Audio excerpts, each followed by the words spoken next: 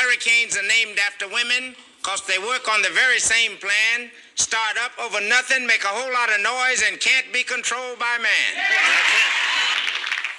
50% of married women cheat on their husbands. That's what the researcher claims. Percentages don't mean a thing to me. What I need to know is some names. I went to see the doctor to get a Viagra pill. Now I'm on the run with a loaded gun and can't find nothing to kill. I just saw a movie about a mermaid. Don't understand the reason why. It's not enough woman to make love to and too much fish to fry.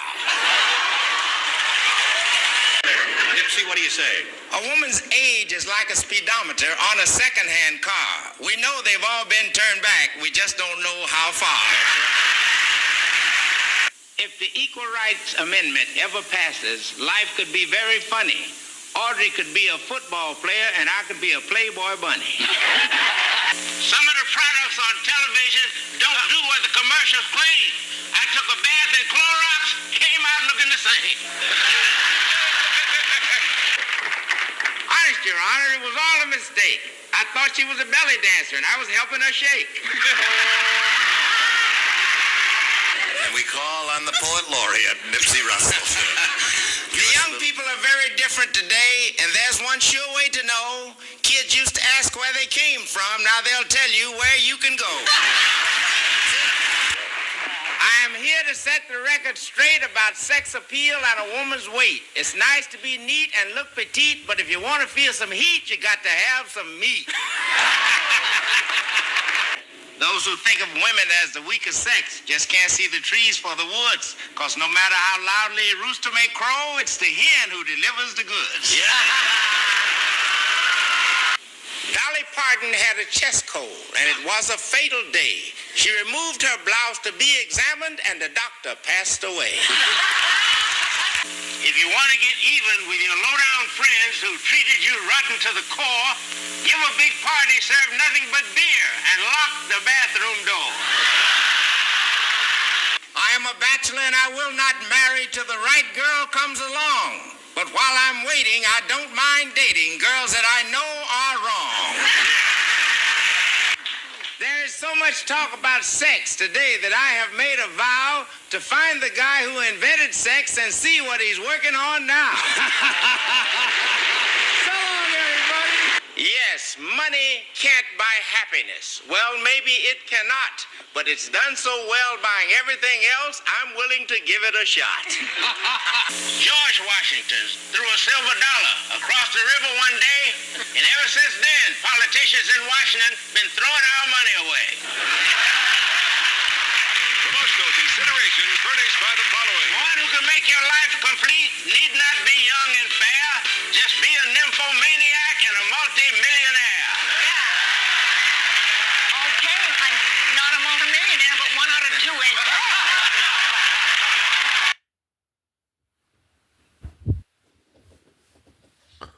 Be home the brave.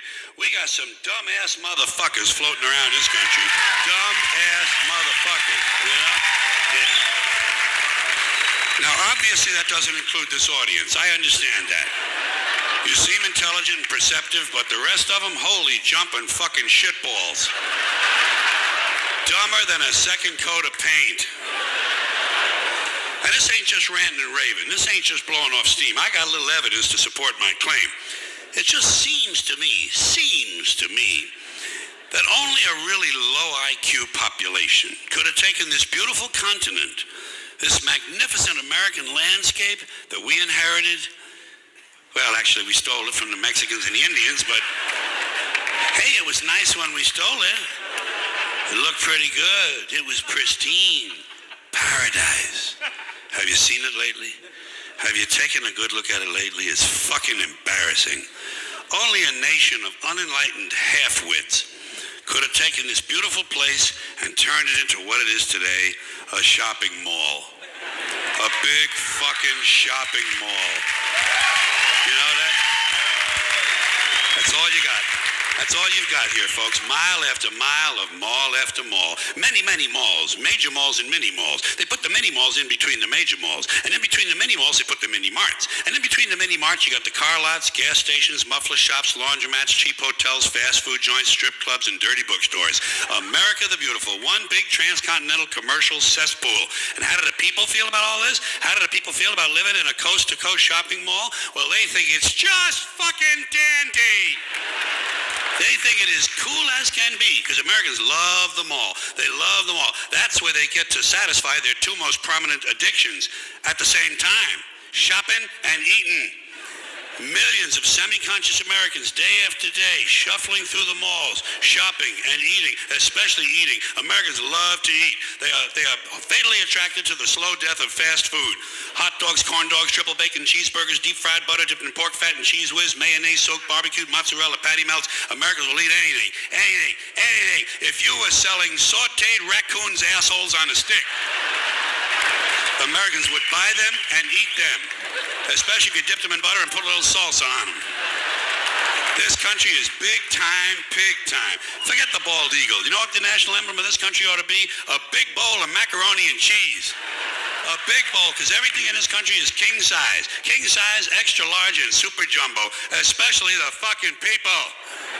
Have you seen some of the people in this country? Have you taken a good look at some of these big fat motherfuckers walking around? Big fat motherfuckers. Oh my God. Huge piles of redundant protoplasm lumbering through the malls like a fleet of interstate buses. The people in this country are immense, massive bellies, monstrous thighs, and big fat fucking asses. And if you stand there for a minute and you look at one of them, you begin to wonder, how does this woman take a shit? How does she shit? And even more frightening, how does she wipe her ass? Can she even locate her asshole? She must require assistance. Are paramedics trained in this field? And standing right next to her, of course, with a plate full of nachos and a mouthful of pie is her clueless fucking husband, Joe Sixpack. With his monstrous swollen beer belly hanging dangerously out over his belt buckle, this guy ain't seen his dick since the Nixon administration. And if you stand there and you look at the two of them, you begin to wonder to yourself, do these people fuck? Is this man actually capable of fucking this woman? It doesn't seem structurally possible that these two people could achieve penetration. Maybe they're in that Cirque du Soleil or something. I'm telling you, the people in this country, every one of them is 50 pounds overweight. They are gargantuan. And in the summertime, God help us, in the summer,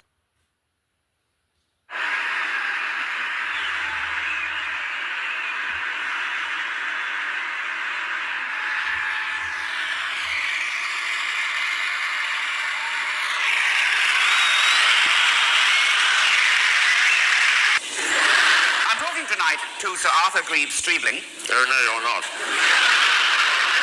No, you're not at all. You're talking to Sir Arthur Greaves. You're confusing me with Sir Arthur Greaves Streebling. Right, yes. Yes, no, my name is Streebling. The T is silent as in fox. Right, yes. Obviously confusing me with somebody else. Yes, I'm so sorry. Yes, quite right. Not so. Yes. I would like to ask...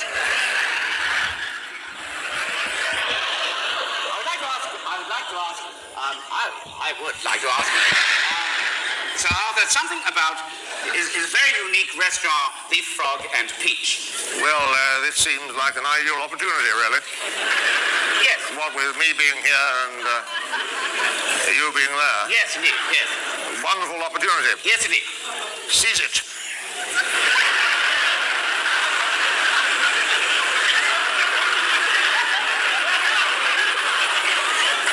I certainly will. How did the idea of The Frog and Peach actually come to you? The idea for The Frog and Peach came from in the bath. I suddenly thought to myself, where can a young couple with not too much money to spend, feeling a bit hungry, feeling a bit peckish, where can they go and get a really big frog? Where can they go?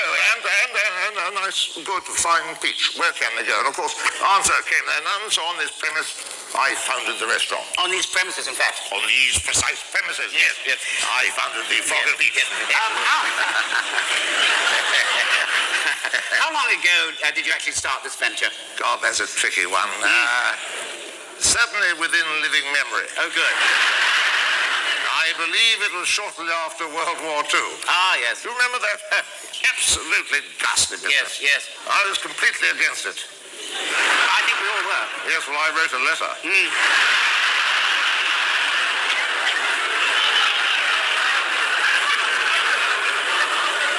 Getting back to the Frog and Peach. Of course, yes. How has business been? Let me answer that question in two parts. Business hasn't been, and there hasn't been any business. The last 45 years have been rather a lean time for us up at the old F&P. Don't you feel you're at somewhat a disadvantage being stuck out here in the middle of a bog in the heart of the Yorkshire Moors? I think the word disadvantage is awfully well chosen here, yes. But I thought at the time, rightly or wrongly, possibly both, Yes. that people in this country were crying out for a restaurant without a parking problem.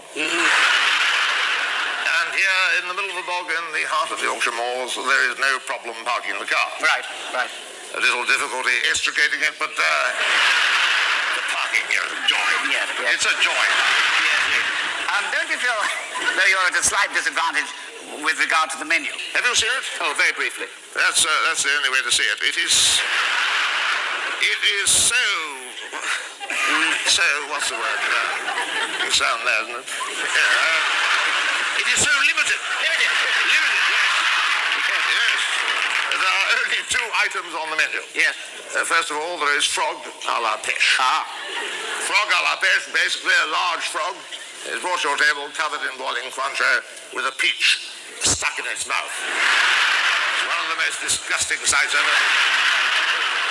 The only alternative to frog à la pêche is even worse. Pêche à la frog. Pêche à la frog. A peach is brought to your table by the waiter, again covered in boiling Cointreau. The waiter? Very often the waiter is covered in boiling Cointreau. But the policy here is to aim the Cointreau at the peach. Ah, yes. That's the policy. Yes.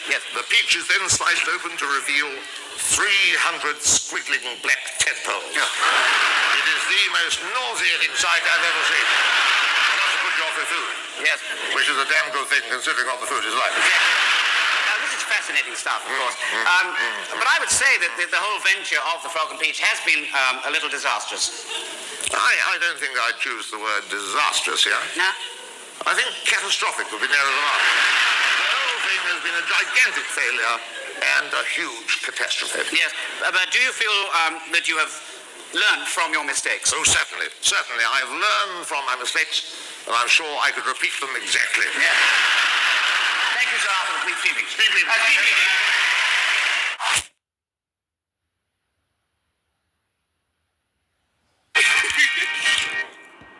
Back out there, will you? Cut it out.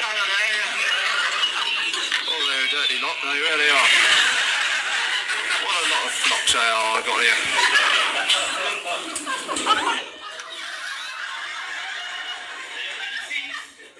Go marching in. When the saints go marching in. I want to be amongst that number. Good afternoon. Hello. I believe you are Mr. Arthur Shepherd. Yeah, shepherd by name, shepherd by nature. Lo, my flock are lowing. Hello. Hello. That's rather good, I like that. Yeah, it's very good indeed. Hello. Yeah, never thought of that one. No, it's a bit tricky, that one, isn't it? Yeah, it's very good. Can I introduce myself? My name is Matthew. You may have heard of me and my colleagues Mark, Luke and John. Oh, yeah, I know you lot, yeah. Yeah. Well, we are doing an in-depth profile of Jesus, or the Messiah, as you may know him. Yeah, I know him as Jesus. Oh, that's right. Jesus. Yeah. What paper do you work on?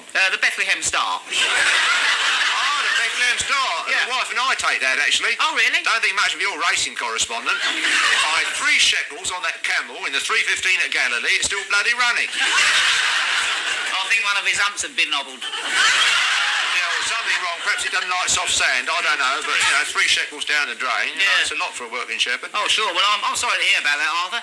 I don't actually work on the betting side of the paper, the sporting side. I work on the more serious side, reportage. Oh, reportage. That's very different, isn't it? Oh, yeah. Anyway, Arthur... Excuse me, if I take this off, I can hear better. Thank you. Good idea, son. Yeah.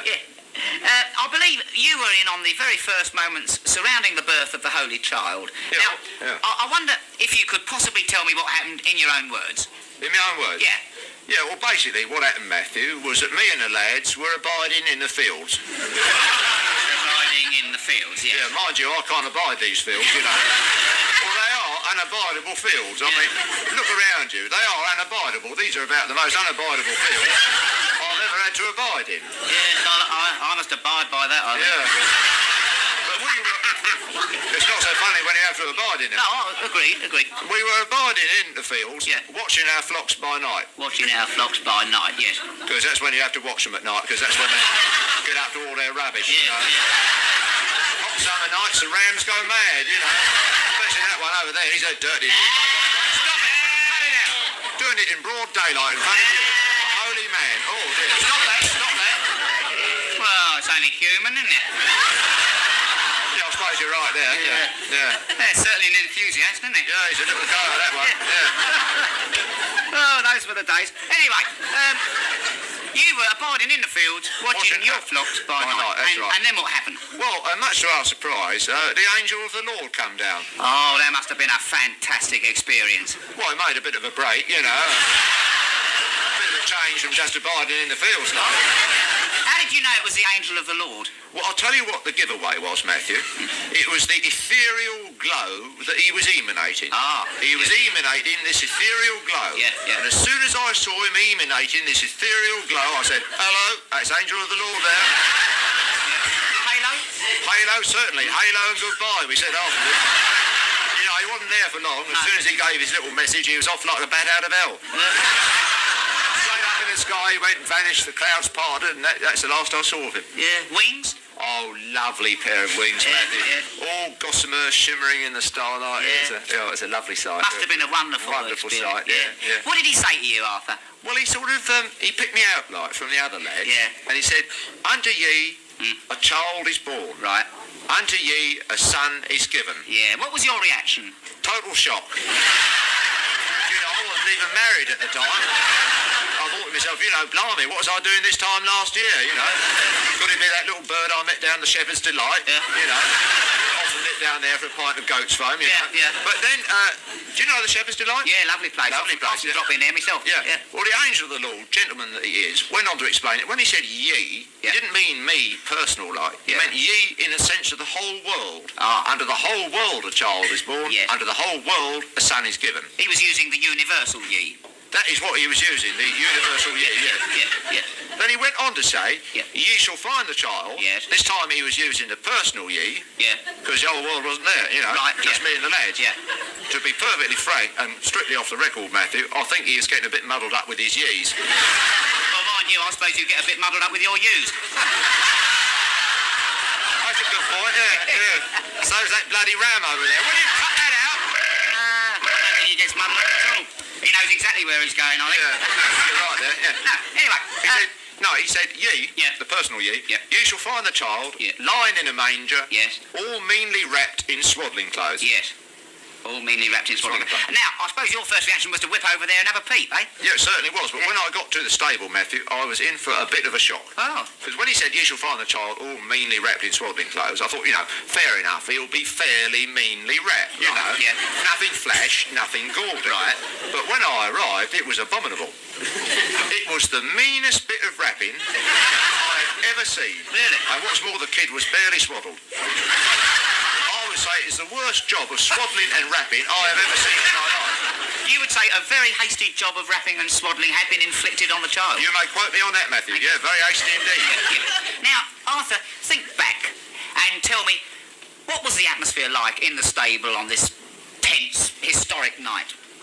The atmosphere in the stable, Matthew, was very, very smelly. All these cows and goats and sheep about, and they weren't being careful about, it being a special occasion or anything. It was just like normal. Yeah, well, it's an interesting sideline. You can understand that. Now, was the Holy Ghost there? Hard to say. He's an elusive creature, the Holy Ghost, isn't he? Flips in and out of windows, you can scarcely see him. Yeah. Mind you, I think he ought to have been there, you know, in his capacity as kind of, you know, godfather. Yeah. But I couldn't say I saw him, because No. I didn't say. I couldn't see him. No. I suppose even if he wasn't there, he was probably there in spirit. Yeah. Yeah, certainly. Anyway, I gather that later on in the evening, the three wise men came by. Is that so? Three wise men arrived, three bloody idiots if ever I saw them. In they come bearing gifts of gold, frankincense and myrrh. Oh, yeah? Well, gold, fair enough. You know, a little nugget of gold always comes in handy, Oh, doesn't it? Yeah, oh, always yeah, doing yeah. a bit of gold. Oh, yeah. But what is a little kid going to do with frankincense and myrrh? I ask you. I mean, myrrh's the stuff what puffs put behind their ear. But Jesus, give him all credit. Oh, he was so polite about it. Yeah. He sat up in the manger, adjusted his swaddling and said, "Thank you, gentlemen, for the lovely prezzies. I hope you have a nice trip back," you know. Delightful little kid here, anyway. Oh, what a delightful. What a little Delightful. Yeah, very precocious, of course. Well, speaking of half an hour old, it's pretty good going. Mind you, not long after that, he was confounding the elders, you know. Was he confounding the elders? Oh, yeah. Oh, they can't stand that. The elders being confounded, can they? It's the one thing they can't stand is being Being confounded, yeah. And he was confounding them left, right and centre, you know, with his tremendous knowledge. He had this fantastic knowledge of algebra, trigonometry, philosophy, billiards, tap dancing. Tap dancing and music. Oh, yeah. Wonderful musician, Jesus. Wonderful musician. As a matter of fact, Mark was able to trace down his old music master and have a word with him. Clyde Jay was one of the outstanding voice sopranos of his day. Had an enormous range, went from to... And I was only sorry to see him leave the choir at the age of 13. I never saw him again. He never saw him again. I never saw him again. He never saw him. I never saw him again. He never saw him. I never saw him. He never saw him. I never saw him again. He never saw him again. Oh, I'm interested about that musical side to Jesus. I've never heard about that. I always thought that carpentry was his main line of business. You know? Yes, well, it was. As a matter of fact, I talked to somebody who had an example of his work. Really? Hello. Yes, actually, he was round here the other day to do a bit of carpentry for me. Submitted a very reasonable estimate, far cheaper than all the other carpenters in Nazareth, I must say. 2 shekels for a chair, which is pretty good going in Nazareth these days at current prices. And it's a simple, rustic garden chair, nothing spectacular or anything like that, but sturdy, well made, and I'm very happy with it indeed. A bloody miracle to get this lot together.